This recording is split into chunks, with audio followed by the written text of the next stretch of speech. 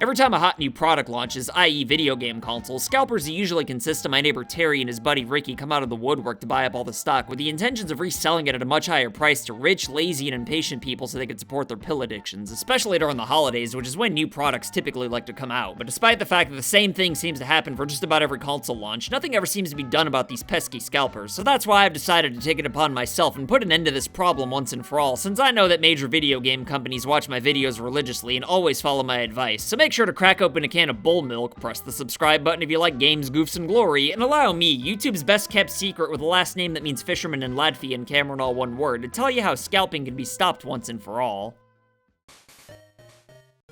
Alright, so the simplest and absolute best way to stop scalpers is just make sure there's enough supply to go around, you dinguses. Like, I know it's kind of hard to do in a pandemic, so I gotta give Sony and Microsoft a little bit of wiggle room here, but I think that console makers ought to overproduce for every system launch from this point forward.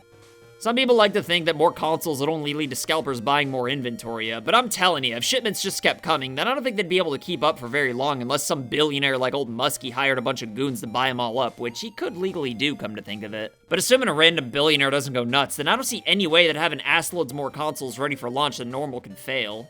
And look, I don't doubt that Sony and Microsoft made as many PS5s and Series X's as they possibly could have, especially with this whole pandemic thingy going on, but maybe next time they don't actually launch until they have a ridiculous amount like 10 million ready to go. I know that seems like a bit much, but the friggin' Wii U sold 13 million units in its entire lifetime, and if you're making a console that you don't think is gonna at least reach that milestone, then why are you even bothering? I get that having 10 million anything ready to go for launch is probably a lot easier said than done, but if you're not ready to outpace the scalpers, then maybe you should hold off on launching a new console until you are. Most people think that it's crucial to release a console in time for the big holiday season, but I'm pretty sure that Nintendo probably could have launched the Switch a few months earlier just to get the thing in stores during this window, but since there wouldn't have been enough to go around, that would have led to this thing being scalped out the ass for outrageous prices, even more so than it already was. So instead, they just decided to wait till March to kick things off, and to make a short story even shorter, the Switch ended up selling pretty decently. Some believe that companies strategically make their products scarce on purpose in the hopes of increasing demand, which in turn leads to more long-term sales. But while that may work for shoes and powdered water, I don't think it helps nearly as much with consoles, and I think that Nintendo and Microsoft realize this as well.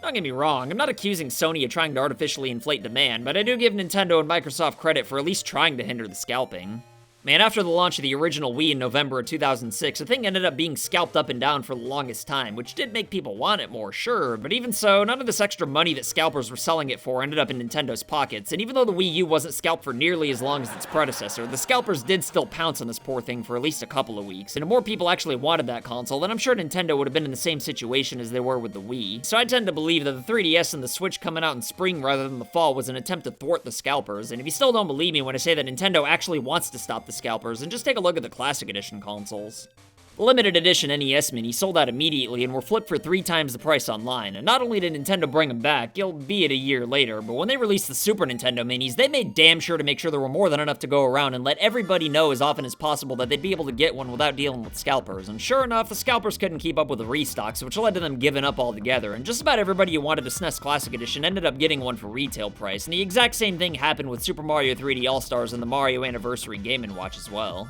So really, I just don't see how anyone can argue that Nintendo doesn't actively try to fight scalpers, and even though it would have been ideal for Microsoft to hold off on launching the Series X till they had more consoles to go around, I've still got to give them the benefit of the doubt, partially because of the pandemic, but mainly because their CEO, Philip Chili Dog Spencer, made it crystal clear that there wouldn't be any exclusives on the Series X for at least 2 years.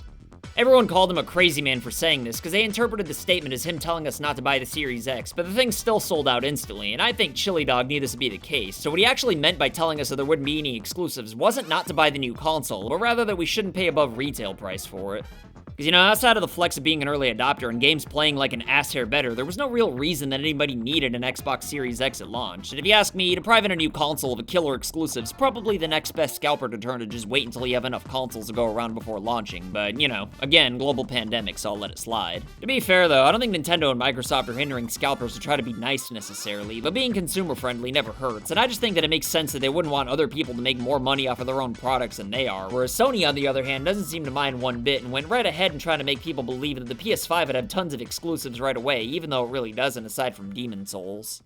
Again, I don't honestly think that their master plan was to artificially inflate demand. I just don't think that thwarting scalpers even crossed their mind, and if you ask my fat ass, then I think that's kinda lame, and also not very smart either. Sure, the PS5 sold out immediately and would have no matter what, and pretending that it's necessary to upgrade as soon as possible did lead to the perception that the PS5 is more in demand than the Series X, but letting all the scalpers run wild unchecked will not only lead to them making more of a profit than Sony will, but it's also just plain frustrating for the consumers on top of that, and I just don't think that it was necessary given that the Series X still sold out immediately anyway, despite Phil Spencer being honest and upfront about their exclusives. But even though I do place some of the blame on Sony and even Microsoft, despite the wiggle room provided by the pandemic, the other big issue with scalpers lies with all the retailers who do next to nothing to prevent bots from snatching up all the goodies. Despite the fact that many stores claim to limit one per customer, they just seem to let people buy as many as they want anyway. I know it'd be pretty unlikely for all the retailers to band together to make sure people don't buy multiple consoles, but if they somehow could, then I think they'd make a lot more money in the long run, since more people buying consoles with the intentions of actually playing them could only lead to more people buying actual games. And that's money that'd go straight to retailers and console makers, rather than scalpers who just bought the hardware to sit on it. But then, of course, we got the punk asses at GameStop who force you to buy all sorts of additional crap through bundles, which is just plain shady. And you know what? I'm ashamed of Reggie for getting down in the mud with these kinds of tactics. I mean, after all, he's the guy who told us not to buy SNES Classics from scalpers in the first place. But not only is he working for a company that was scalping that very same product themselves through bundles, but now he's actually partaking in his dastardly deed himself. What a wiener.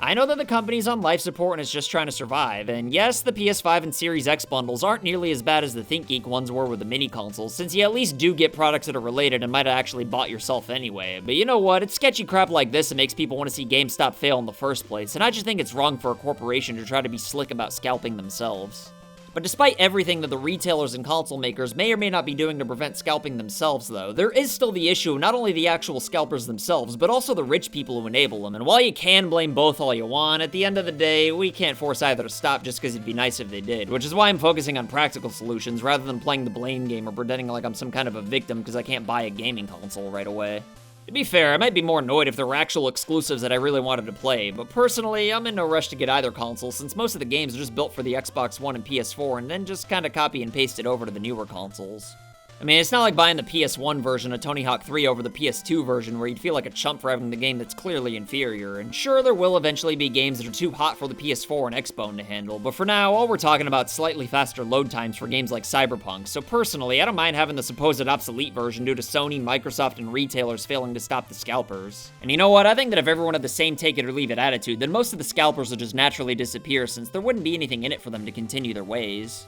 I mean, the only reason PS5 and Series X scalpers even exist in the first place is because people are panicking over wanting the new consoles, mainly just so they can feel special over having something that's hard to find above anything else, unless, of course, the hardcore fans of Demon's Souls. Then I guess I understand the panic. And look, I know that new console launches can be exciting and all that, and that even though some people tell themselves that new consoles always have hardware problems in the beginning just so they could feel better about not getting one, the truth is that most of us wish we could just go buy one of these new consoles whenever we wanted, even if there aren't any must-own games right away. So if console makers and retailers can't take more measures like all the ones I mentioned in this video, then why not just let people buy the products in question at retail price with no limits whatsoever and simply just send them out in the order they were bought in? I mean, yeah, scalpers are persistent, but surely most people would prefer ordering a console on day one and then just moving on with their lives, rather than having to camp out in front of stores like a jabroni or stressing in front of a computer every few weeks just for a chance at getting one. Because I don't know about you, but if we're gonna have to wait anyway, then I'd rather just buy the console on day one, stop thinking about it altogether, and then still end up getting one sooner than I would have otherwise, especially since most scalpers probably wouldn't even bother trying. If you got any ideas on how to stop scalpers in practical ways without trying to make some crazy laws up, then let me know what they are in the comments, and as always, I'll try my goddamnedest to respond to everybody at some point. But if you liked this video, then you might like my video going into further detail as to why people shouldn't panic over new consoles at launch. But that's all for now, though, so if you'll excuse me, I've got to go pay my egg bills. Later.